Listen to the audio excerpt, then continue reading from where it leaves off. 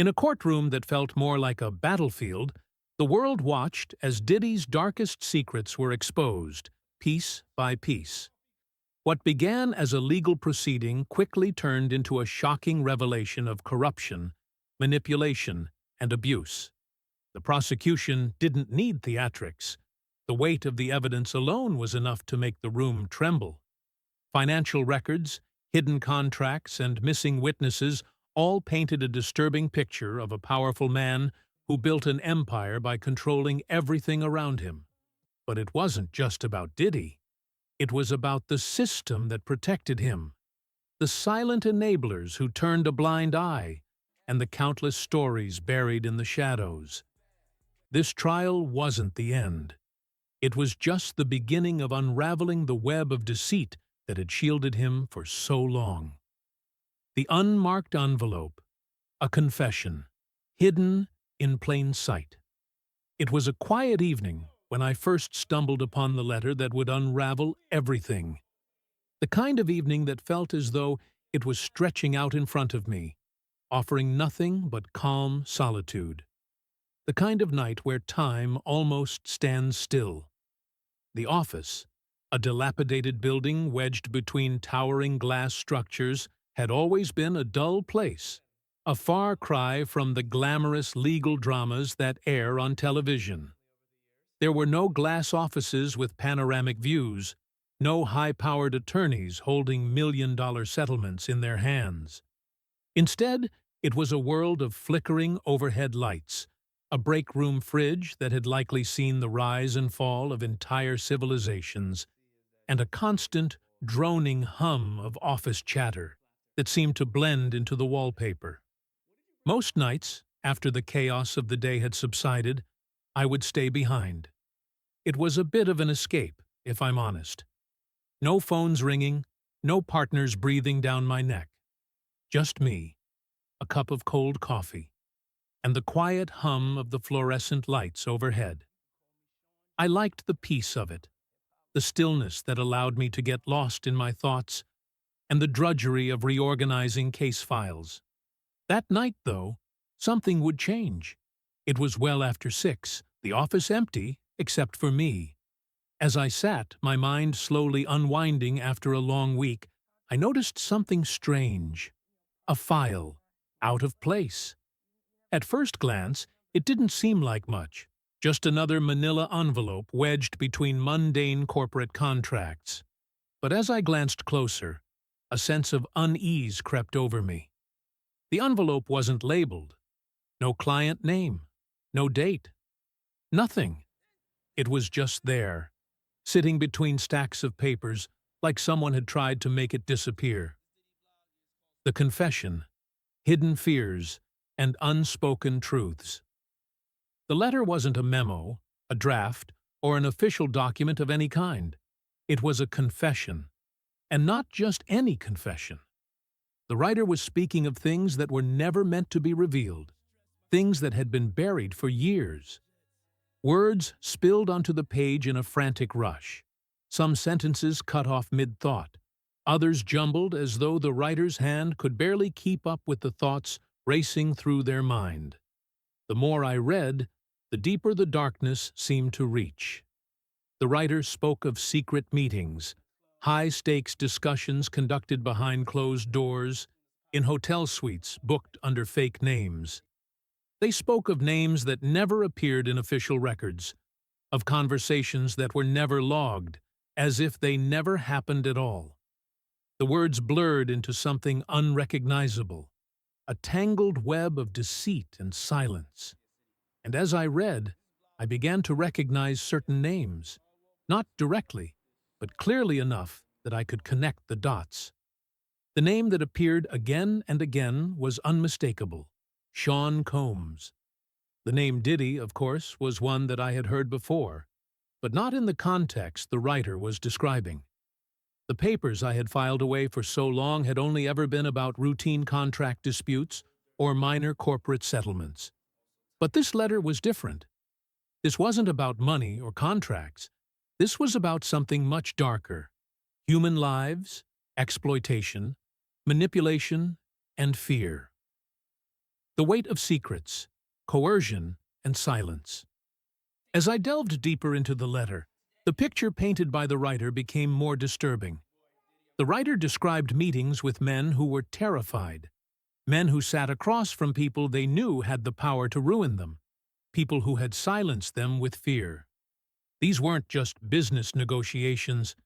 These were high-stakes moments where lives were manipulated, where silence was bought at a high price. I could almost hear the trembling voices, the muffled whispers behind closed doors. And then the writer mentioned the people who tried to walk away, people who disappeared. Not everyone had been paid off. Some simply left, their absence a lingering mystery.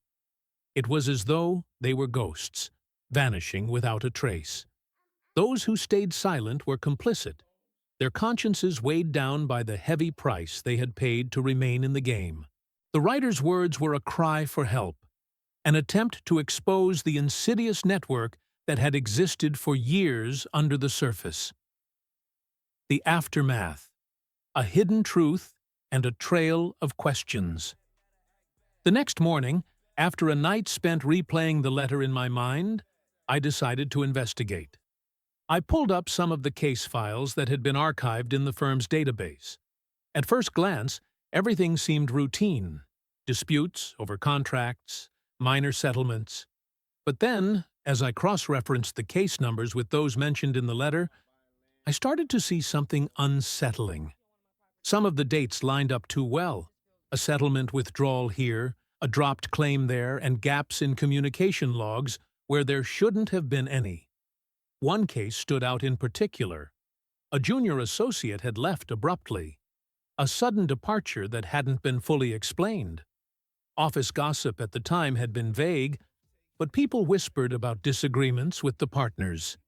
Now, looking at the case files and the letter in front of me, I began to wonder if this was the same person who had written it. A chill ran down my spine. Could I have been unknowingly connected to someone who had been hiding this secret for so long? The trial, Diddy's downfall, and the unseen players. Weeks later, the trial of Sean Diddy Combs began. The media frenzy surrounding the case had already reached a fever pitch. Headlines blared accusations of trafficking, abuse, and corruption. Everyone had an opinion, a side to take, but no one was talking about the smaller details, the ones that didn't fit neatly into the narrative the public had already bought into. On the first day of the trial, the courthouse felt alive with tension. The streets outside were crowded with reporters, camera crews, and onlookers. News vans lined the street, their satellite dishes aimed at the sky, desperate to capture every last bit of the unfolding drama. Inside, the courtroom was packed. Legal analysts, former employees, old business partners, and reporters filled the seats, all eagerly waiting for the spectacle to begin. Then, Diddy entered the courtroom. The man who had once been a towering figure in the entertainment world, larger than life, was now barely recognizable. He walked in quietly, his presence no longer commanding attention as it once had. There was no grand entrance, no flashy smile for the cameras. Instead, he seemed smaller, deflated. His hair, once immaculately styled, had turned coarse and gray. His beard was uneven, unkempt. His skin appeared sallow, his eyes sunken, as though the weight of his past had finally caught up with him. But it wasn't just his appearance that was striking. It was the way he moved. Or rather, the way he didn't move. He seemed lost, disconnected, as though he was no longer even present in the room. The ex-lawyer's testimony: the moment the machine began to crumble. Her entrance was quiet, but it hit the room with the weight of 100 thunderclaps. The ex-lawyer, once a part of Diddy's defense team, walked slowly, deliberately, each step seemingly calculated, as if every inch she moved carried the burden of a past she could no longer reconcile with. The room shifted at once. Attorneys, journalists, and bystanders all leaned forward, hungry for what would come next. She was no longer one of them, and now she was about to expose the very machine that had sheltered them for so long. The first question was simple. Why did you leave? The silence that followed felt like a suffocating blanket pressing down on the room. And when she spoke, her voice was barely a whisper. I couldn't keep defending what I saw. It wasn't just the words that sent a shiver through the courtroom. It was the raw vulnerability behind them. This wasn't just a witness delivering testimony. This was someone who had stepped away from everything they had known to speak the truth, even if it meant losing everything in the process. The objections and the battle for silence. Immediately, the defense team sprang into action. Objections were thrown in rapid succession, citing attorney-client privilege and confidentiality agreements. The legal wrangling was frantic, with voices raised in a chorus of urgency. The judge called for a sidebar, but the moment of tension hung in the air, thick and palpable. She sat there, hands gripping the witness stand as though it was the only thing holding her together. The world around her was chaos, but she remained resolute. After what felt like an eternity, the judge ruled in her favor, allowing her to continue. And when she did, the floodgates opened. She didn't name names, but that wasn't necessary. Instead, she painted a picture of the hidden world behind Diddy's empire. Meetings that never made it into the records. Witnesses who had been pressured to recant their statements, and staff members whose careers had been destroyed the moment they tried to walk away. The things she spoke of had no official paper trail, no written documentation, but the scars they left were undeniable. Her voice wavered several times, but she continued, undeterred. She was speaking not just of her own experience, but of the countless others who had been swallowed by the machine. At one point, when asked if she feared retaliation for speaking out, she gave a small, tight nod. The fear in her eyes was visible, and it resonated through the entire room. It was a reminder that breaking the silence comes at a cost that is often paid with more than just reputation. Diddy's unfazed response, a man who knew the game was over.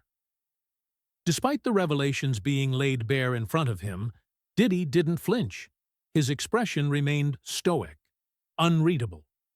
There were no visible signs of panic or distress, not when she described the missing documents, not when she hinted at how deeply entrenched the system was. He didn't react to her words, even when she pointed to the silence that had surrounded him for so long. It was as if he had already accepted what was coming. Or perhaps, in some way, he had always known. After all, he had spent years operating under a cloud of protection. The world around him had always been in his favor. His wealth, influence, and connections had shielded him from accountability. And now, as the pieces of the puzzle were being revealed, he didn't seem to be surprised. It was as if he knew the truth would come out eventually, but that it wouldn't matter. The real question, as the weeks went by, wasn't just about him. It was about the system that had allowed him to thrive for so long. How many others had fallen victim to this culture of silence? How many more people had been swept under the rug, their stories erased from the public's memory? The aftermath, a world moving on, but the system remains.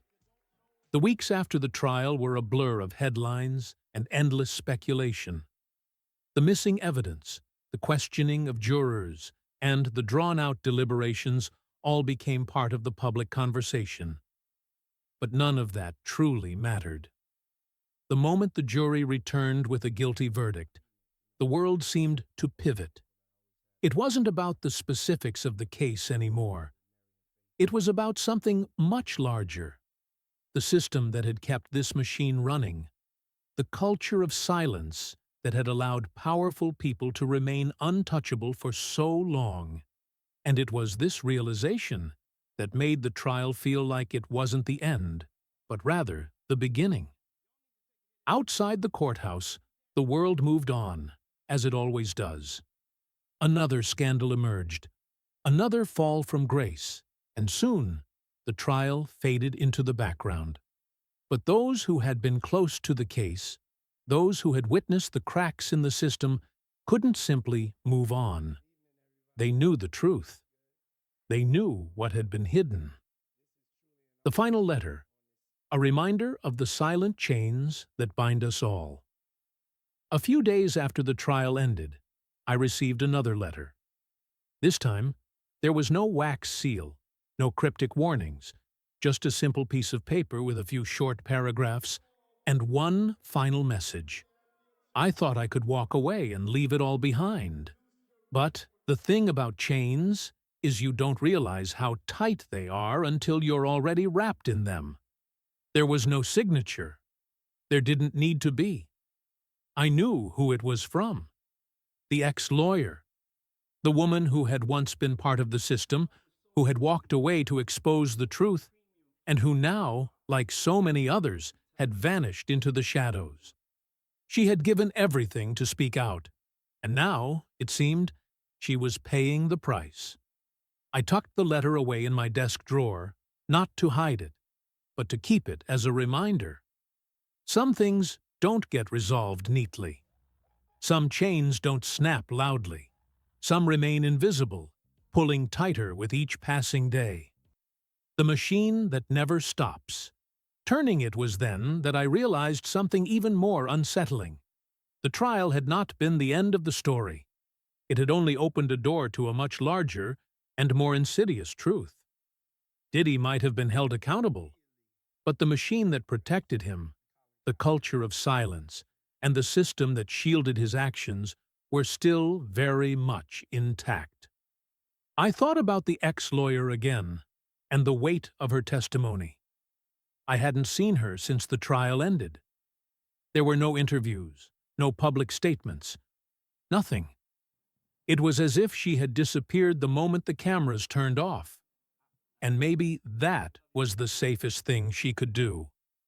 But the silence was telling. Because it wasn't just her that had to vanish. It was everyone who had ever been part of the machine. You can't expose something like this and expect to walk away untouched. The people who tried to fight it, the ones who tried to stand up for what was right, didn't last long. And maybe that's why she left me that letter. Not as a warning, but as a reminder. Silence isn't always a choice. Sometimes, it's the only way to stay alive. The final realization, the truth that lingers in the shadows. As I sat in my office, the weight of what had been exposed hung heavy in the air. Every file I touched, every case I reviewed, seemed more burdensome than before. I had seen behind the curtain, and now every page felt like a reminder of the things that had been buried, erased, and rewritten. The gaps were everywhere, and once you see them, you can't unsee them.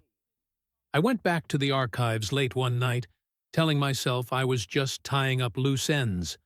But deep down, I knew I was looking for something specific. And sure enough, I found it. Another gap. A case from over a decade ago that had never made the headlines. The records were incomplete, but the pattern was unmistakable. Settlements that had vanished before they could be challenged. Names erased from official records. Documents hidden away. This had been happening for years, long before Diddy's public downfall, and long after it too. The machine had been working in the shadows, covering up the truth, long before anyone was paying attention. And the scariest part? It wasn't just about him. It was about the system that had protected him.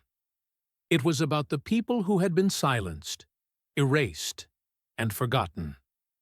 The truth has a way of resurfacing. In the aftermath of the trial, the world quickly moved on. distracted by the next scandal, the next headline. But I couldn't shake the feeling that this wasn't truly over. The machine that had enabled Diddy's rise, this web of power, silence, and erasure, didn't disappear just because he was found guilty. It still lurked in the shadows, its gears quietly turning, finding new people, new parts, to keep it alive. The system that protected him for so long hadn't crumbled. It had simply adapted. And that was the scariest part. The truth might have been exposed in that courtroom, but the forces that allowed it to thrive were still very much in motion. The truth has a way of resurfacing, of slipping through cracks and revealing itself when least expected. The real story isn't over. It's just waiting for its next moment to be heard.